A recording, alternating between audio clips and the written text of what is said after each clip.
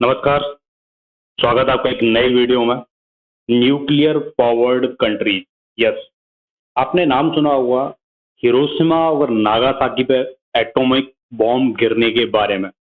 ये दो जो शहर हैं जिनका नाम आपने सुना हुआ है।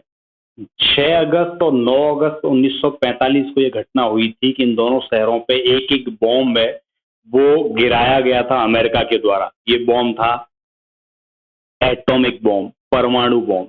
ठीक है।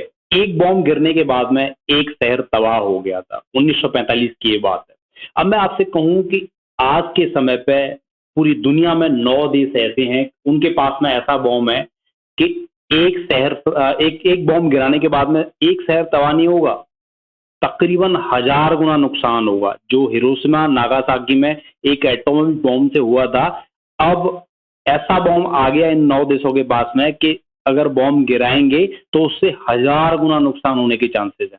ये बॉम्ब है न्यूक्लियर बॉम्ब। ये न्यूक्लियर बॉम्ब आज के समय पे सिर्फ 9 देशों के पास में है। आप जरूर जानना चाहेंगे कि ये 9 देश कौन से हैं जिनके पास में इतना खतरनाक हथियार है कि कहीं गिराने से उसको एटॉमिक बॉम्ब से 1000 गुना ज्यादा नुकसान हो सकता है। तो आइए मैं बताता हूं आपको ये 9 देश कौन से हैं। सबसे पहले नाम आता है यूएसए का, फिर रसिया, देन यूनाइटेड किंगडम। यस, तीनों के पास में न्यूक्लियर बॉम्ब आज के समय पर मौजूद है। उसके बाद में इंडिया और हमारा नेबरिंग कंट्री पाकिस्तान और साथ में फ्रांस, इनके पास भी न्यूक्लियर पावर आज के समय पर मौजूद है। फिर नंबर आता है इसराइल का। यस, इसराइल के पास में भी न्यूक्लियर बॉम्ब है। ओके। Then North Korea. आपने देखा होगा कि north Korea Kim Jong Un आए दिन धमकी देता रहता है अमेरिका को, और अमेरिका कुछ ज्यादा कर नहीं पाता है सिवाय सैंक्शन लगाने के। तो उसका बड़ा रीजन क्या है पता है? उसका बड़ा रीजन है कि इनके पास में न्यूक्लियर बॉम्ब है। उसका थ्रेट ये लेके घूम रहे हैं। साथ ही साथ हमारा पड़ोसी कंट्री एक और है चाइना, जो कि यूनाइटेड सिक्योरिटी काउंसिल का, यूएन सिक्योरिटी काउंसिल का भी एक सदस्य है। तो इसके पास में भी न्यूक्लियर पावर है। ये आप देख पा रहे होंगे लिस्ट स्क्रीन पे, नंबर ऑफ न्यूक्स। इसका मतलब है कि कितने न्यूक्लियर पावर हथियार हैं वो किस कंट्री के पास में। तो रसिया के पास में आज के समय पे सबसे ज्यादा न्यूक्लियर पावर्ड आर्सेनल है। ओके, सबसे ज्यादा न्यूक्स हैं, जो न्यूक्लियर हथियार हैं, वो रशिया के पास में है।